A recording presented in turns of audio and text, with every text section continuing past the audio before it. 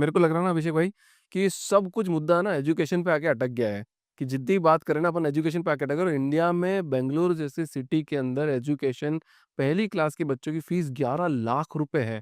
क्या एक बात बताओ, आने वाले टाइम पे एजुकेशन सिर्फ अमीरों के लिए ही रह जाएगी, जो दो दो 3 करोड़ लोग जो टैक्स पे कर रहे हैं, या फिर किसी के लिए बचेगी भी सही एजुकेशन?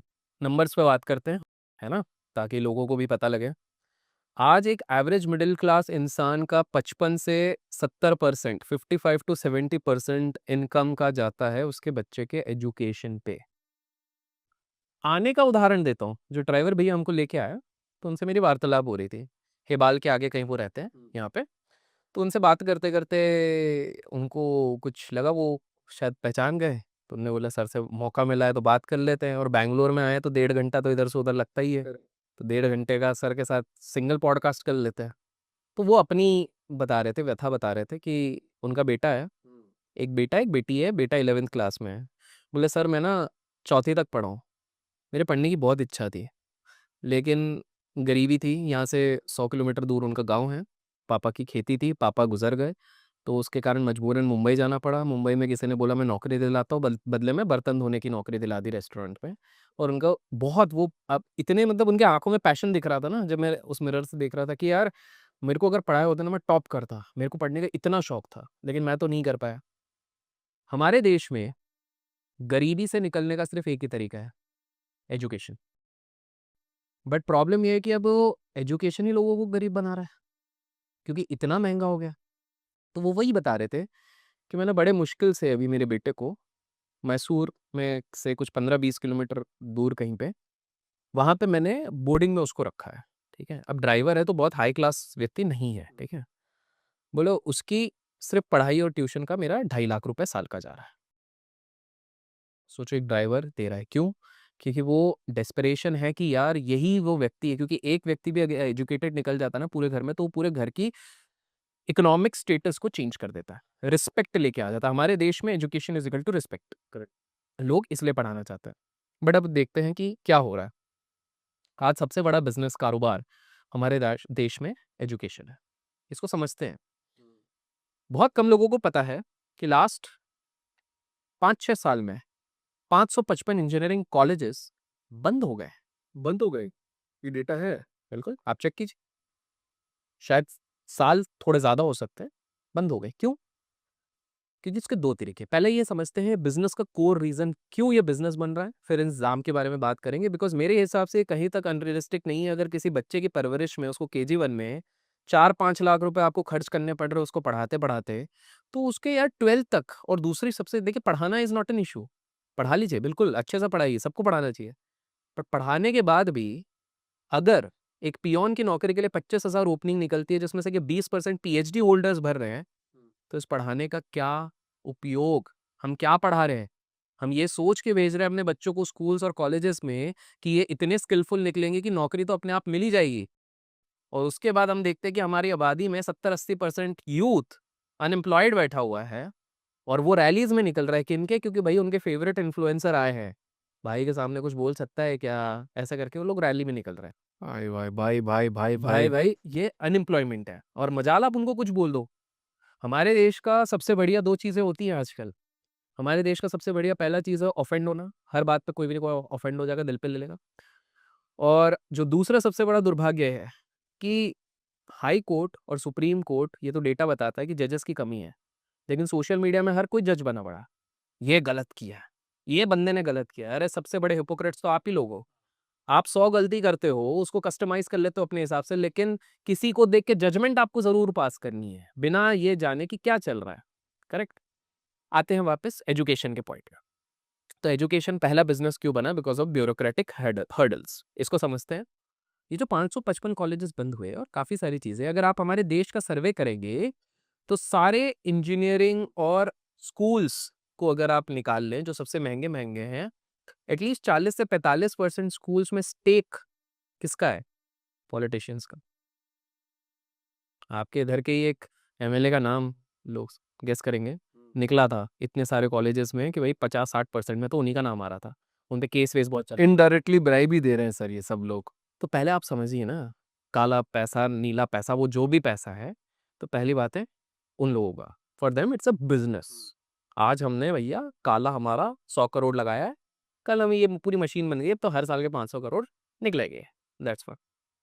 दूसरी चीज, 2025 या 2026 में अगर आप एक बच्चा करते हो, सिर्फ एक बच्चा करते हो, और उसको किसी मेट्रो सिटी में पुणे, दिल्ली, बैंगलोर, चेन्नई में पढ़ाते हो, तो उस बच्चे को पढ़ाते पढ़ाते अगर आप सिर्फ 25 साल तक उसके नौकरी लगने तक आप उसके पढ़ाई को स्पॉन्सर करते हो, तो आपको पता भी नहीं लगेगा, आपका 3.5 करोड़ रुपए का खर्चा जाएगा। 3.5 करोड़ रुपए इनडायरेक्टली पता नहीं चल रहा है। क्यों नहीं पता चल रहा है? क्योंकि ये इंस्टॉलमेंट में आता है ना। आज जब आप स्कूल की फीस दे रहे हो, नहीं यार, कुछ लोग बोलेंगे हमारी तो बच्चे के स्कूल की फीस साल भर में हमारे सिर्फ 2 लाख रुपए जा रहे हैं। अरे भाई, कैलकुलेट कीजिए, 2 लाख एजुकेशन फी है। आप मेट्रोज में जाते हो तो एक ट्रांसपोर्टेशन फी लगती है, उसके बाद लाइब्रेरी फी, कंप्यूटर फी, उसके बाद एक डिपॉजिट, उसके बाद आपके कुछ जो एक्टिविटीज कराते हैं उसका खर्चा। तो आप 2 लाख नहीं, आप करते करते 4-5 लाख दे देते हो। वेंडर्स मोस्टली इन्हीं के पहचान वाले रहते हैं, करेक्ट? तो प्रॉफिट मार्जिन उन्हीं के पास जाता है, करेक्ट? तो पहली चीज है, ये बिजनेस पहला इसलिए बन गया। दूसरा, अगर आप डून डून स्कूल चले जाते हैं, देहरादून का बहुत ही फेमस, बहुत ही अच्छा स्कूल है, बड़े बड़े लोग वहां से निकले हैं। इवन आप मतलब सेंट्रल इंडिया में जो सिंधिया स्कूल है वहां पे चले जाते हैं, मसूरी में स्कूल है, मसूरी में स्कूल है, यहाँ पे चले जाते हैं। 10, 11, 12, 15 लाख रुपए साल का तो इधर कुछ भी नहीं है। क्या हो रहा है कि एजुकेशन आज के समय पे नेसेसिटी नहीं, लग्जरी हो गई है। बड़े लोगों के पास पैसे की कमी नहीं है। I am talking about the top 10%। मैं अल्ट्रा हाई नेटवर्थ वालों की बात नहीं कर रहा हूँ, मैं एचएनआई की बात कर रहा हूँ जिसके पास 15 करोड़ रुपए का नेटवर्थ है। फॉर देम, वो लोग कहीं ना कहीं उनके लिए, यार तुम ले लो ना यार, 15 करोड़ वाला आज 15 करोड़ है, 10 साल तक तो काम करेगा ना, वो 15 का 30 करोड़ तो कर ही लेगा, कुछ भी करेगा। 15-30 करोड़ वाले के लिए वो पूरे अपने बच्चे के एजुकेशन में 2 करोड़ भी लगा देगा, उसको 3 करोड़ कुछ नहीं लगना है, कोई फर्क नहीं पड़ रहा। इट इज मिनिस्क्विल, बिकॉज 3 करोड़ जब तक उसके पास 30 करोड़ होंगे, उसका 10% है। बढ़िया। बट अब क्या होगा, there is something called FOMO, fear of missing out. मैं हमेशा कहूंगा कि इस दुनिया में चाहे शेयर बाजार में आपको आगे बढ़ना है, जिंदगी में आगे बढ़ना है, तो फोमो से दूर रहना पड़ेगा। ठीक है?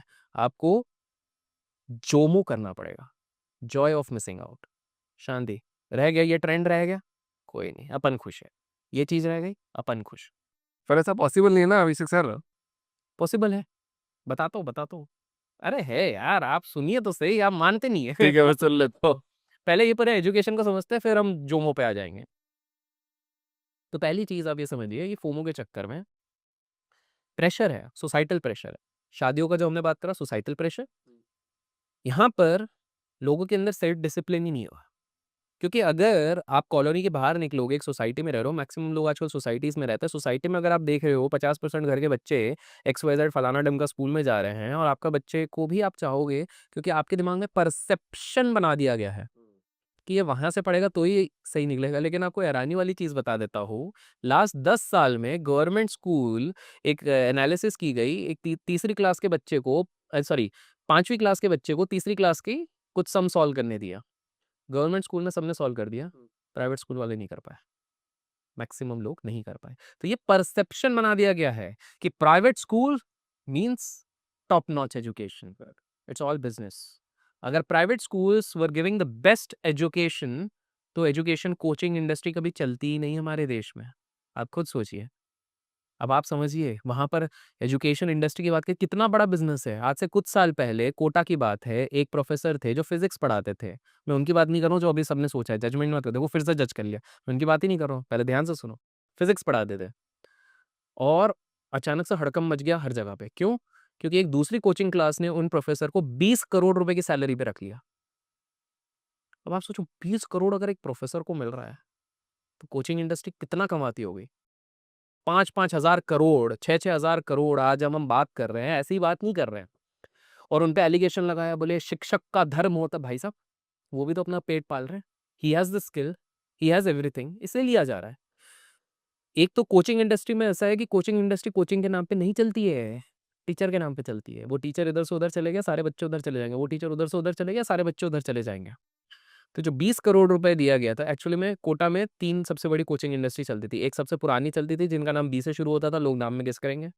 फिर बी के बाद एक और आया ए, उल्टा हो गया थोड़ा सा, ए आया, फिर उसके बाद बीच के सारे अल्फाबेट चले गए, पी आ गया। तो सबने एक ही चीज करी है, बी से ए ने उठा लिया, पी ने ए से उठा लिया, करेक्ट। और सब रो रहे हैं, भाई साहब दिस इज बिजनेस, आप लोगों ने ही पूरी तरीके से बिजनेस बना दिया है। कोटा में 5 में से सिर्फ एक व्यक्ति आईआईटी क्रैक करता है, क्लियर करता है, तो बाकी 4 में क्या होता है? डिप्रेशन, फ्रस्ट्रेशन, सोसाइटी का प्रेशर, घर वालों का प्रेशर। बंदा खुद भी तो प्रेशर बना लेगा कि यार मैं 2 साल 3 साल घर वालों से दूर रहा हूँ, घर वालों के पैसे गए हैं, मेरे ऊपर प्रेशर है, अब मुझे कुछ निकालना ही पड़ेगा। इसके कारण एक नई इकोनॉमी बन गई है, पता है उसको क्या कहते हैं? Unemployed economy. इसको ये मत समझो बेरोजगार नहीं, एक अलग इकोनॉमी है। बिजनेस तो बिजनेस होता है, हर जगह बिजनेस है।